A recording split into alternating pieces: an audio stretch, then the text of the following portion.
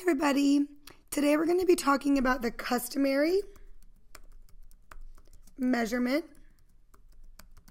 system.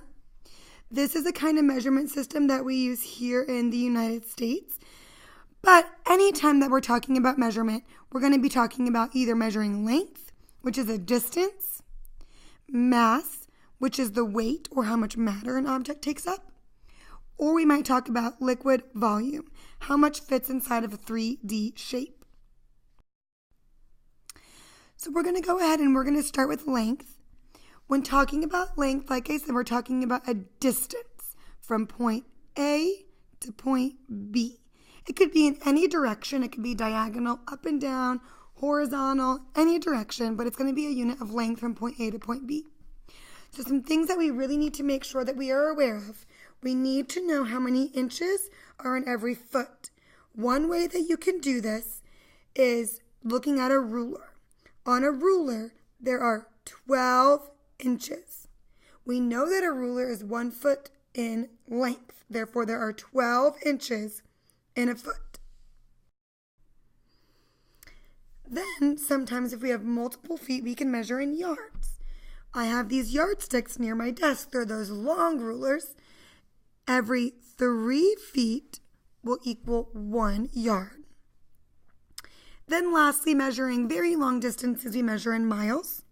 And there are 5,280 feet in a mile.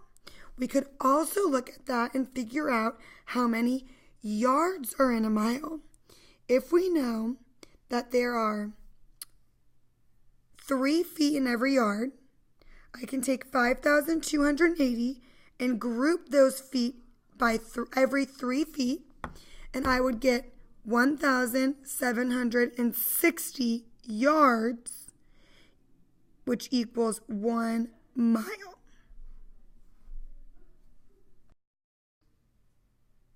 When we're talking about mass, we're talking about our weight. So let's start with, as a baby, you're measured in ounces when you're born. When talking about mass, 16 ounces equals 1 pound. So a lot of you guys, when you're born, weighed about, let's say average 7 pounds, 5 ounces. That would mean all of those 7 pounds had 16 ounces. That'd be 112 ounces that you weighed. But we didn't want to say 112 ounces, so we regroup every 16 ounces to get a pound. Then when we have a lot of pounds, like in an elephant, we might measure in tons.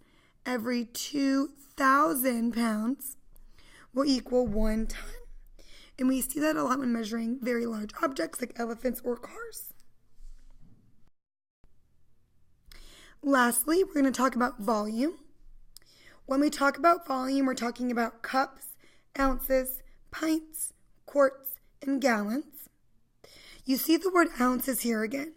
What can get very confusing is this would be called fluid ounces, FL ounces. Ounces are referring to mass that we just talked about is OZ. This will be FLOZ, fluid ounces, because we're talking about liquid volume. Now for me, this is the hardest one to remember. So there's a story that I like to use to remember how many can fit in each of these different measurements. And it's the story of King George. So I want you to draw a big G that represents King George.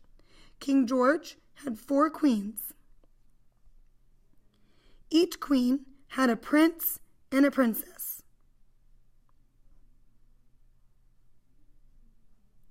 Each prince and princess had 2 crowns.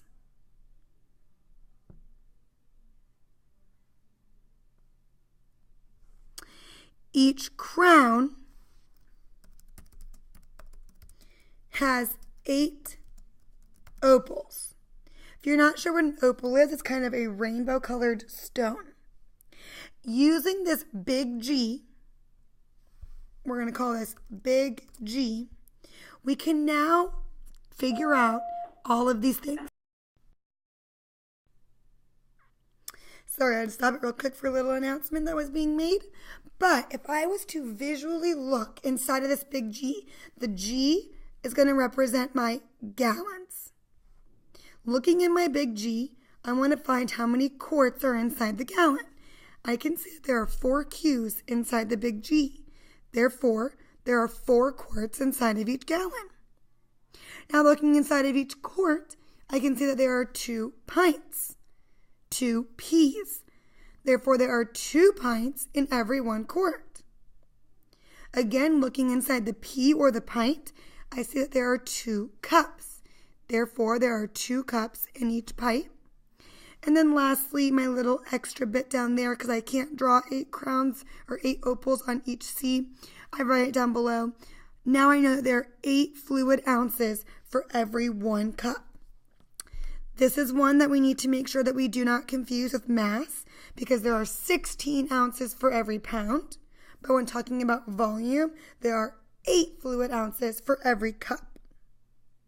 So again, I'm going to tell the story of King George one more time, just so I know that you can remember what the story is.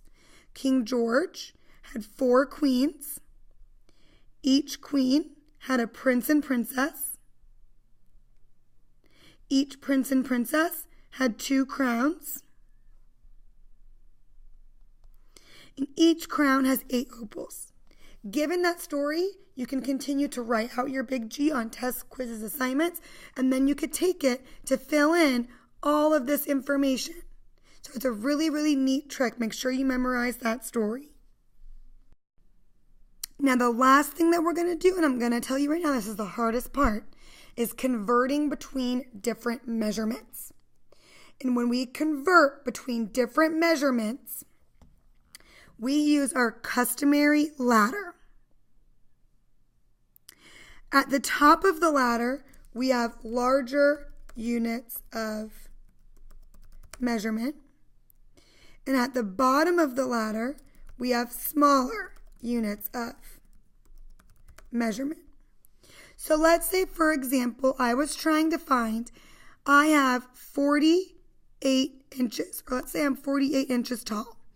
I want to know how many feet tall that is. If I'm going from inches to feet, I know that inches are smaller than feet. So I start down here at the bottom of my ladder, and I'm moving up to feet, which I know is a larger unit of measurement. When I do that, I want to divide up, split up my smaller measurement, my inches, by the conversion factor.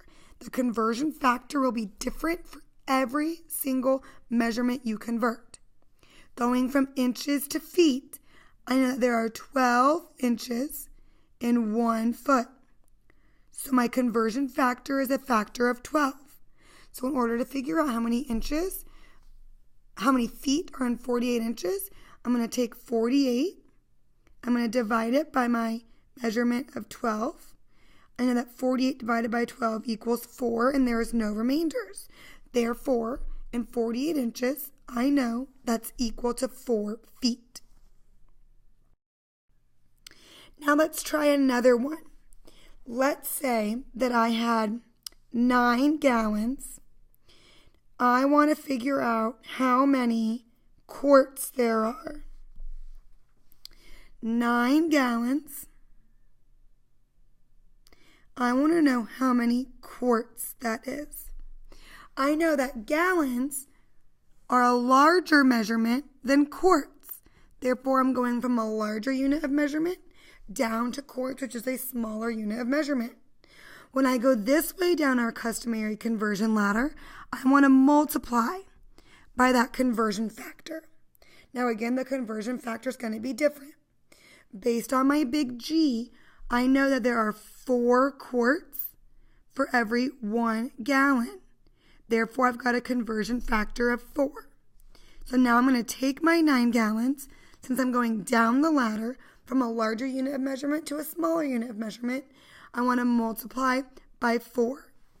I know that 9 times 4 equals 36. Therefore, there are 36 quarts in 9 gallons. This is going to be very hard for us to learn and to continue to practice. I want you to do your 5 Google questions now to see what we understood so far. But do not worry if you do not understand it. We are going to have so much practice with this.